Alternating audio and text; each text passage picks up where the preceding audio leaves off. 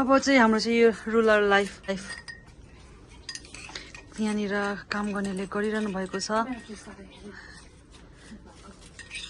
यहाँनिर बिरालो छ, यहाँ मम्मीले अचार बनाउनु हुँदैछ है।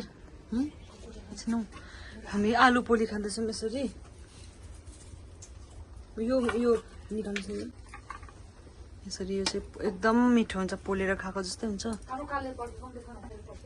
यहाँ चाहिँ हाम्रो अर्ग्यानिक चुल्हा, यो चाहिँ मम्मीले बनाउनु भएको। अनि यो यसरी पोलेर खाँदा चाहिँ पानी बिनाको चाहिँ एकदम मिठो हुन्छ। आज चाहिँ छ आलु सिनी खाँदैछौँ। यसरी यस्तो बनाउनुपर्छ, यसरी अचार बनाउनु। हाम्रो चाहिँ यस्तो चाहिँ अचार बनाउने हुनुहुन्छ, उहाँ चाहिँ हुनुहुन्छ हाम्रो।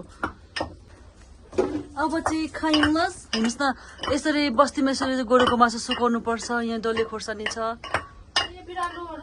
अहिलेको लाइफमा अहिलेको जेनेरेसनमा यस्तो किचन यसरी पोलेर खाने चाहिँ हराउँदै गइसकेको छ। यो चाहिँ एकदम बस्तीले मात्रै एक्सपिरियन्स गर्नु पाउँछ। एकदम मजा आउँछ, यही हो मजा। अरूखेर त फोन न गफ हुन्छ। यसरी गरेर खायो, यसरी काम गर्दै खाँदै गरेर चाहिँ मजा पनि आउँछ। To be continue.